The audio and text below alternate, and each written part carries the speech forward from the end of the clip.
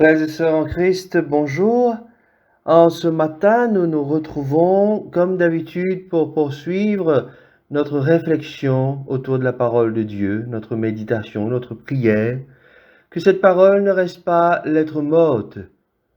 Ce n'est pas suffisant que de simplement tendre l'oreille et écouter, mais qu'elle soit agissante dans nos vies, qu'elle puisse apporter les transformations nécessaires au quotidien. Bien sûr, tous les jours ne sont pas les mêmes et comme nous dit la parole de Dieu, à chaque jour suffit sa peine. Que chaque jour puisse être un jour nouveau pour accueillir la parole de Dieu et la laisser nous toucher dans notre vie et demander la grâce de l'Esprit Saint pour que cette parole ne retourne pas vers Dieu sans effet. Comme nous le rappelle dans sa parole le Seigneur lui-même, oui, que sa parole puisse nous transformer. Évangile de Jésus-Christ selon saint Marc, chapitre 9, versets 41 à 50.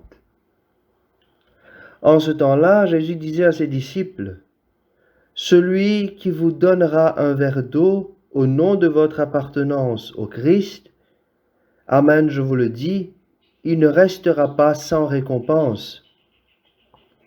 Celui qui est un scandale, une occasion de chute pour un seul de ces petits qui croient en moi, mieux vaudrait pour lui qu'on lui attache au cou une de ces meules que tournent les ânes, et qu'on le jette à la mer.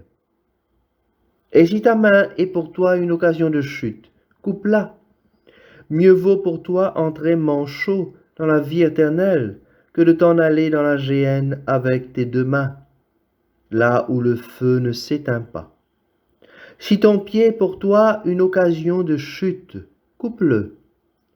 Mieux vaut pour toi entrer estropié dans la vie éternelle que de t'en aller dans la géhenne avec tes deux pieds. Si ton œil est pour toi une occasion de chute, arrache-le. Mieux vaut pour toi entrer borgne dans le royaume de Dieu que de t'en aller dans la géhenne avec tes deux yeux, là où le ver ne meurt pas et où le feu ne s'éteint pas. Chacun sera salé au feu. C'est une bonne chose que le sel, mais s'il cesse d'être du sel, avec quoi allez-vous lui rendre de la saveur? Ayez du sel en vous-même et vivez en paix entre vous. Acclamons la parole de Dieu. Frères et sœurs, nous sommes dans la suite de l'évangile de Marc que nous avons médité hier.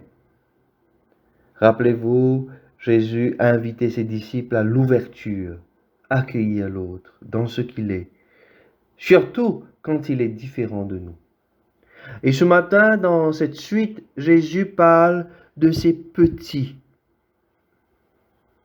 qui croient en lui.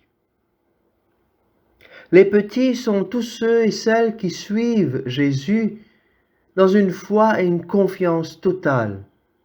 Ils sont comme des enfants. C'est ce que Jésus demande à tous ses disciples, être comme des enfants. Il s'agit donc en premier lieu ici du scandale dans la communauté chrétienne. Vivre ensemble à la suite de Jésus exige une solidarité de tous les instants. Malheureusement, les déviations sont bien présentes.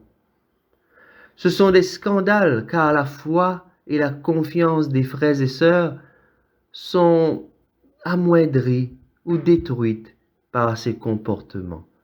Nous le voyons, il s'agit avant tout de vivre l'amour mutuel dans la communauté des croyants et croyantes.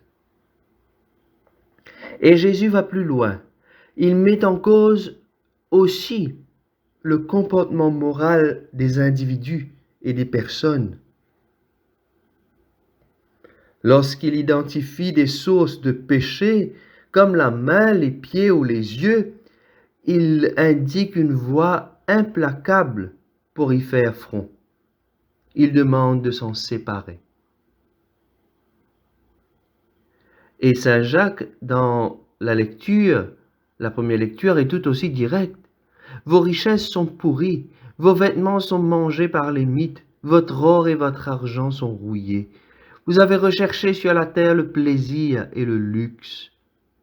Dans les deux cas, frères et sœurs, nous avons là des paroles qui ne laissent pas place à la demi-mesure.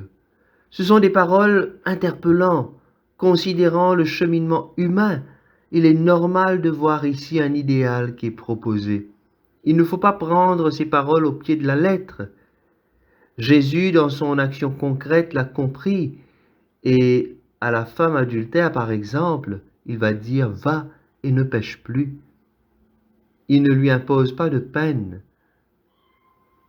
Simplement, frères et sœurs, ce que la parole veut nous faire comprendre, prendre conscience, bien sûr en nous poussant à l'extrême, mais de nous dire qu'il est possible de se débarrasser de nos mauvaises conduites.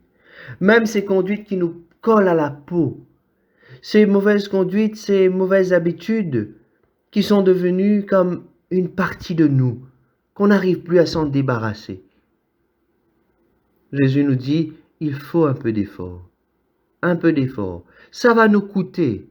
Ça va nous faire du mal de nous en débarrasser parce que ce sera comme se débarrasser d'une partie de nous, d'un membre de notre corps, parce que nous nous sommes tellement attachés à ces habitudes, à ces comportements.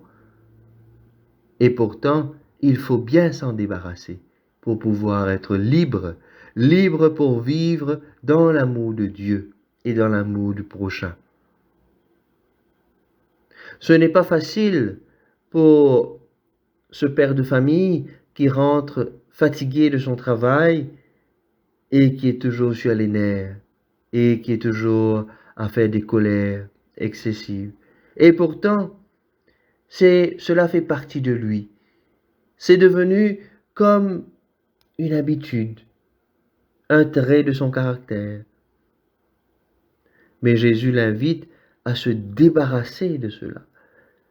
Quelque chose va mourir en lui. Il faudra laisser partir ce côté-là pour donner place à une plus grande joie, à quelque chose de nouveau, permettre une nouvelle vie de jaillir. C'est cela que nous demande Jésus. Alors, prions, frères et sœurs, prions afin que ce sel continue à donner de la saveur au monde. Fais-nous trouver, Seigneur, notre joie à tout te donner, pour que se développe en nous et autour de nous ce royaume où nous t'appartiendrons pour toujours. Amen.